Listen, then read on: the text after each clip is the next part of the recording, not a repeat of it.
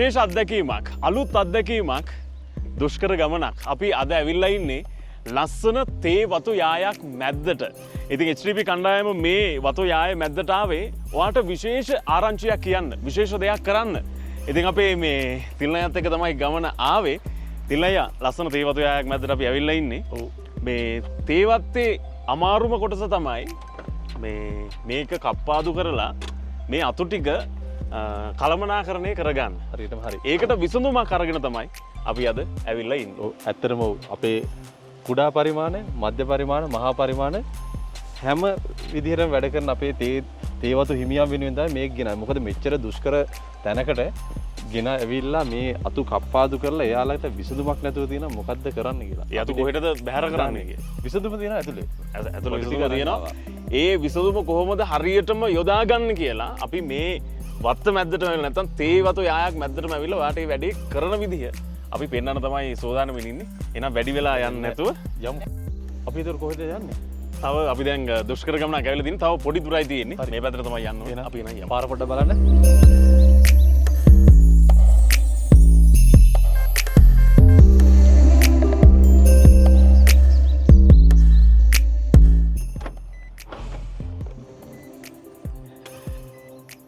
ඔන්න අපි අදාළ තැනට අදාළ ක්ෂේත්‍රයට ඇවිල්ලා ඉන්නේ දැන්.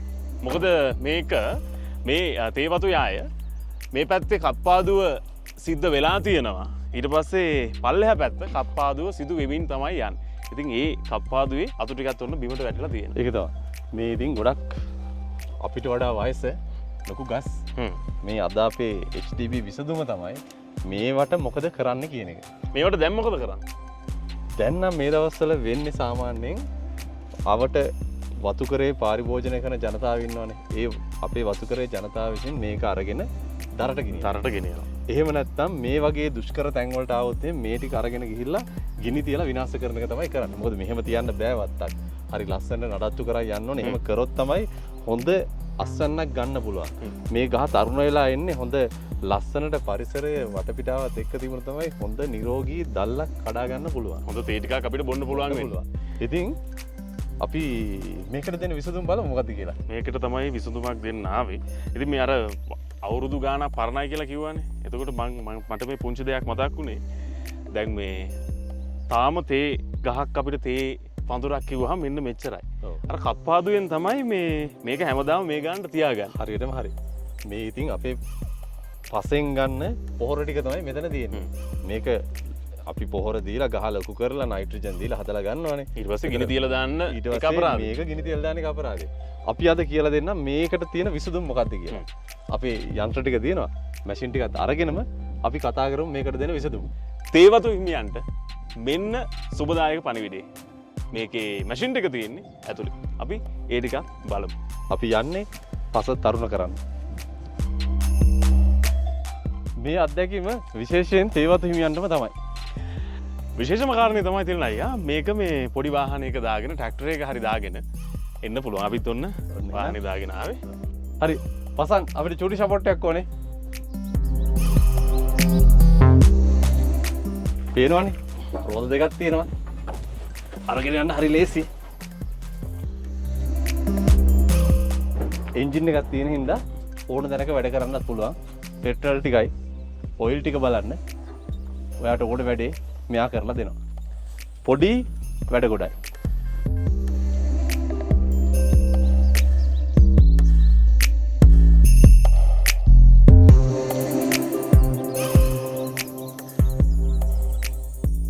සවි කරගන්න ඉතාම සරලයි.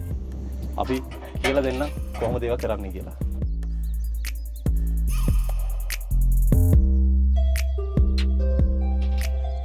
උඩලොත් එකෙක් දෙන්නෙක් ඉන්නවා.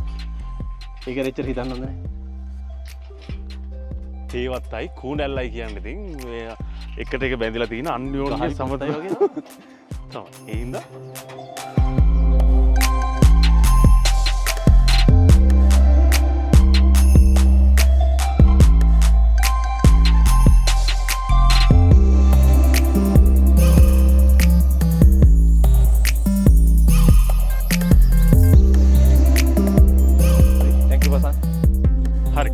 දානකම් මන් ටිකක් මේක ඉස්සරහට ගන්නවා. මේ ලේසියෙන් අරන් යන්නත් පුළුවන්. මෙතන තියෙන ඒවා තමයි කපලා බලන්න යන්නේ. මේ තියෙන්නේ විසි කරලා දාලා නැත්නම් අර උඩ කපලා තියෙනවා මේට වැටිලා. මේ අත්තත් ටිකක් විශේෂයි. මේක මේ ටිකක් හයි අත්තක්. අනිවාර්යෙන්. මේක ටිකක් හයියි. ඉතින් අපි බලමු කොහොමද මේක කැපෙන්නේ.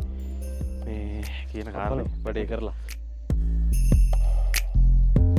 අපිට මේ වත්තක්ම කපා ගන්න යන්නේ පොඩි වෙලාවයි. අපි කපලා පෙන්නන්නම් මේ ඔක්කොම ටික. රයිට්. මේකේ මේ දුර පොඩ්ඩක් වෙනස් කරගන්න පුළුවන්. ඈතට යවන්න පුළුවන්. ළඟට යවන්න පුළුවන්. ස්ටක් කරන්න. ඔව්. දැන් එහෙනම් කපන්න යන්නේ.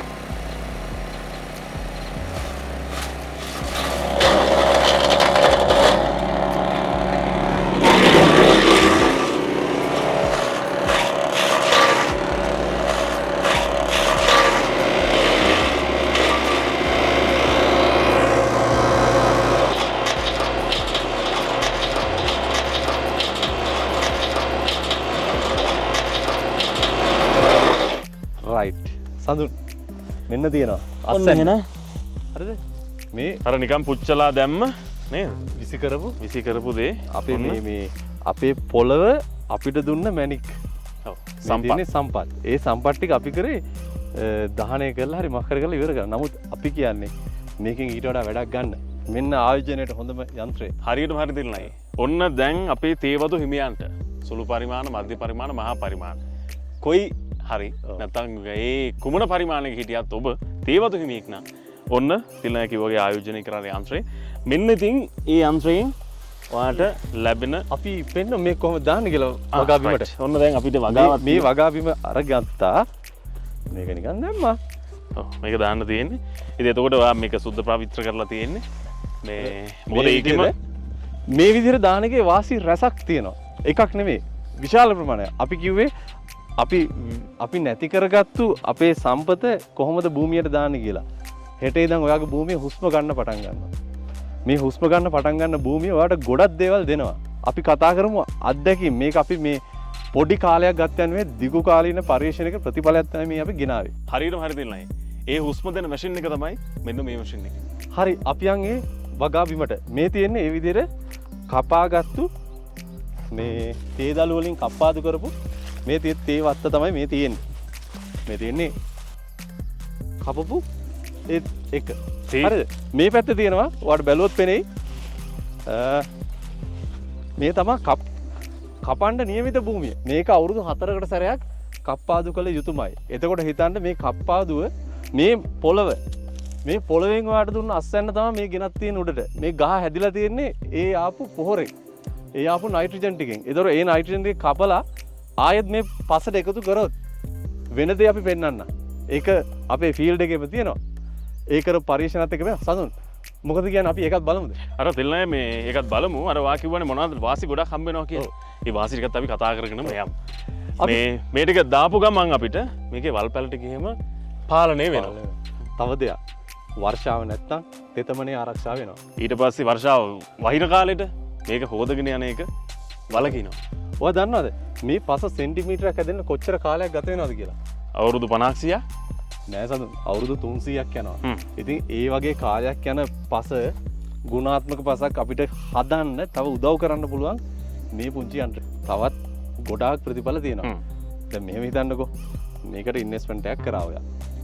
මැෂින් එකක් ගිහලා කපලා දැම්මා. මේ යන්ත්‍රයෙන් කපලා අපේ වගා බිමට දාන ස්තරයෙන් වාසියක් වෙන්න කොච්චර විතර කාලයක් යයි කියලා හිතනවද? ඒ දාපු දවසේ ඉඳන් වාසියක් එයි. හැබැයි ඒ දාපු දවසේ ඉඳන් අවුරුදු ගාණක් අවුරුද්දෙන් අවුරුද්ද දෙකෙන් දෙක ඔයා හැමදාම මේකට කොම්පෝස්ට් එකතු කරනවා කියන්නේ ඔයාගේ පසේ තියෙන වයනය වැඩි වෙනවා. වයනය වැඩි වෙනවා කියන්නේ ඕක ඉන්න සුද්ධ ජීවීන්ගේ ක්‍රියාකාරීත්වය ඉහළ යනවා. එතකොට මේකට දාන පොහොර ටික තියෙනවානේ. ඒ පොහොර ටික හොදා යන්නෙත් නැහැ. එයාලා ඒක තියා ගන්නවා. පොහොර ටික ටිකෙන් ටික තමයි ගහට දෙන්නේ. එහෙම ටිකෙන් ටික ගහට පොහොර ටික දෙනකොට ගහ හොඳ වර්ධනයක් ඇතුව වැඩෙනවා. වතුර ටික තියෙනවා, පොහොර ටික තියෙනවා, හිතකර පරිසරයක් නිර්මාණය වෙනවා. පස හුස්ම ගන්න පටන් ගත්ත කියන්නේ ගහත් හුස්ම ගන්න පටන් ගන්නවා. අපේ ඵලදාව ඉක්මනින්ම වැඩි වෙනවා. ඒක තමයි මේකේ තියෙන වාසි. තවත් වාසි තියෙනවා. වැහි කාලට හොදා යනක නතර වෙනවා ඉස්සෙල්ලත් කිව්වා. එතකොට නඩත්තුව ලේසි වගා බිම. මොකද පිරිසුදුල තියෙනවා. තනකොළ එන්නේ නැහැ. උඩින් ස්තරයක් තියෙනවා. තනකොළෙන එක වලකිනවා. ඒ වගේ විශේෂ වාසි රසක් මේ පොඩි යන්ත්‍රය ආයෝජනය කරොත් තේවතු හිමි ඔබට ලබා ගන්න පුළුවන්. තේවතු හිමියන්ට විතරක් නෙවෙයි ඕනෑම වතු හිමිෙක්ට ඕනෑම වගාවක් කරන කෙනෙක්ට කප්පාදුවක් කරන කෙනෙක්ට තමන්ගේ පස පෝෂණය කරගන්න මේක හොඳම යන්ත්‍රයක්. ඔව් සඳු මේක තමයි හොඳම යන්ත්‍රය. මොකද යන්ත්‍ර රාශියක් තියෙනවා. නමුත් සුදුසුම යන්ත්‍රය අපි නිර්දේශ කරන්නේ මොකද අපි HDP අපි තරුණ ජවයකින් ඉදිරියට යන ආයතනයක්. ඒ ආයතනය අපි හැමදාම කරේ නිවැරදිම දේ අපේ පාරිභෝගික මහතාට ලබා දීම. ඒක නිකන් දුන්නෙත් නෑ වගකීමක් ඇතුව දෙන්නේ. මොකද මේ වගකීම ඉෂ්ට කරන්න තමයි අපි මේ වගේ තැනක මාස ගාණක් කර පරිශ්‍රණයක් අරගෙන ආවේ ඔයාට මේ මැෂින් එක දෙන්න. මේ තියෙන්නේ හොඳම සහ නියමම යන්ත්‍රය. එහෙනම් වැඩි විස්තර දැනගන්න දැන්ම අපිට කතා කරන්න 0.76 720 820 දුරකථන අංකයට.